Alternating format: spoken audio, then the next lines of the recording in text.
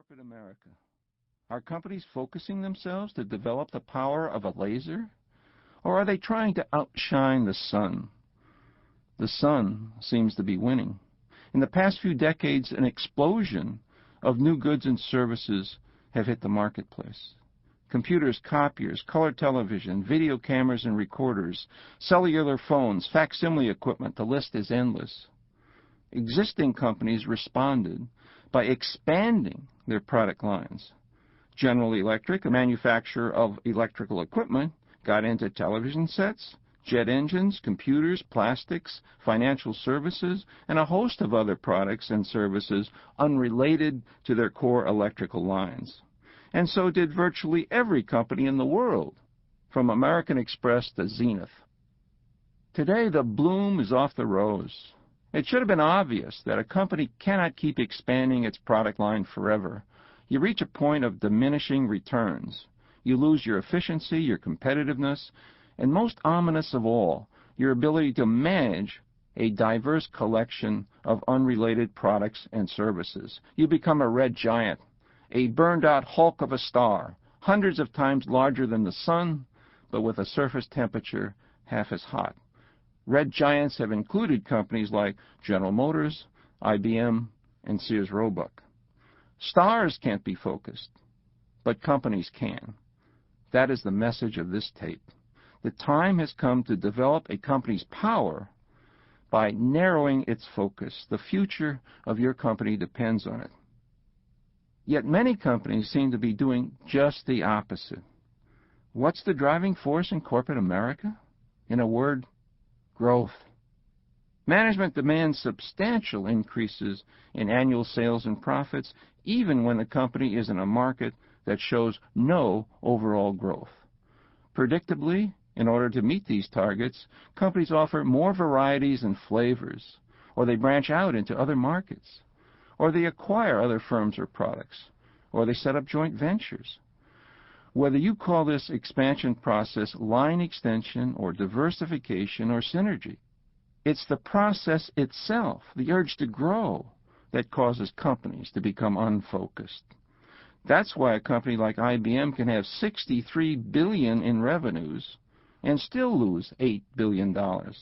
And General Motors can have $133 billion in revenues and still lose $23 billion. While growth might be an admirable result of other initiatives, the pursuit of growth for its own sake is a serious strategic error. It's the major reason why many American corporations have become unfocused. Unfocusing seems to be a natural phenomenon that can occur without any conscious effort on a company's part.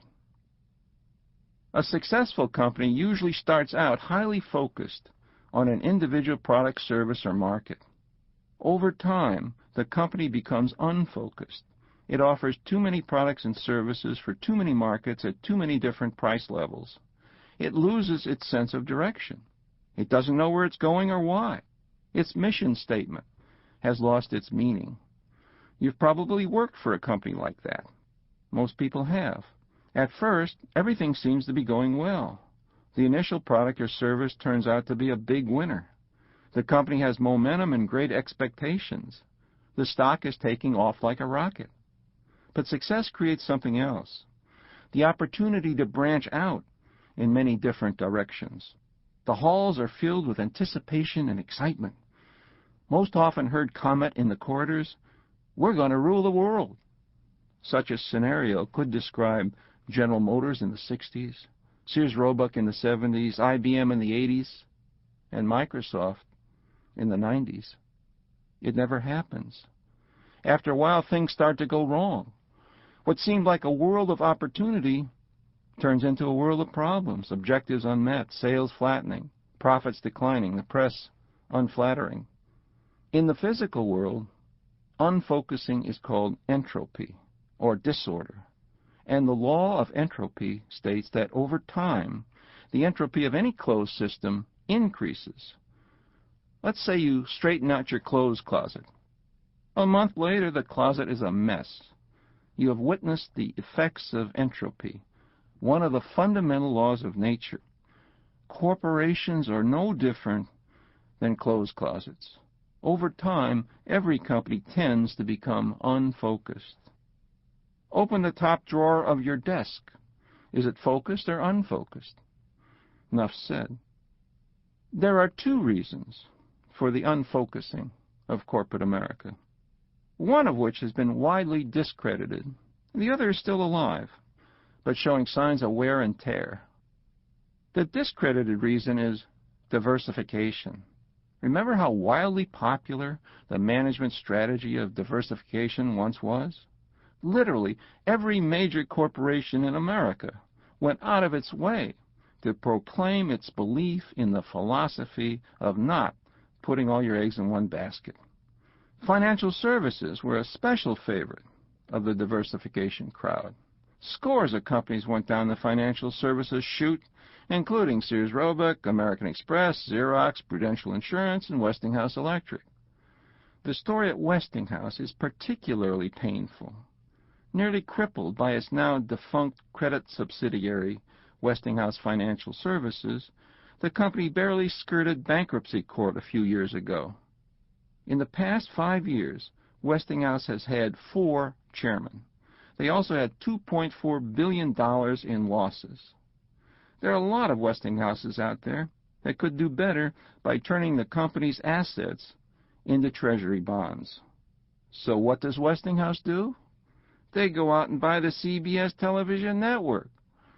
Company after company continues to search for the magic acquisition that will drive sales and stock prices skyward. But in the end, they usually find only disappointment and disillusionment. IBM bought Rome in 1984. IBM sold Rome in 1989. Coca-Cola bought Columbia Pictures in 1982. Coca-Cola sold Columbia Pictures in 1989. Metropolitan Life bought Century 21 Real Estate in 1985. Metropolitan Life sold Century 21 in 1995. Chrysler bought Gulfstream Aerospace in 1985. Chrysler sold Gulfstream in 1990. Buying and selling companies doesn't make a corporation successful. Only focusing can do that. Winning companies are the ones that are the most focused. Losing companies are the ones that are least focused. The guiding principle, the one that should drive your company's every decision, is the principle of focus. If focus is so important, how come so few companies seem to be driven by it? How come focus gets so little attention in the management books? How come the principle of focus is generally ignored and even violated by most CEOs?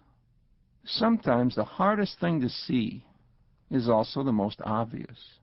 And what is obvious to an outside observer about almost any company today is the constant day-by-day relentless march into an unfocused state. Call it entropy or whatever you like. Unfocusing is a fact of corporate life. What makes the situation even worse is that most companies make a conscious effort to become unfocused. That sounds impossible, but it's not. We call this process line extension, or in the immortal words of management consultants, extending the equity of the brand. Line extension is the second reason for the unfocusing of corporate America, one that's still alive, but showing signs of wear. Nobody extended the equity of the brand quite so far as Donald Trump. At first, the Donald was successful. Then he branched out and put his name on anything the banks would lend him money for. 3 casinos, 2 hotels, 2 condominiums, an airline, a shopping center, a cruise ship, a football team, even a bicycle race. Today, Trump is millions of dollars in debt. What made him successful in the short term is exactly what caused him to fail in the long term, line extension. It's only when you focus a company or a brand over an extended period of time do you develop a powerful company whose future success is almost guaranteed. Now, line extension doesn't need much encouragement. It's a process that takes place continuously with almost no conscious effort.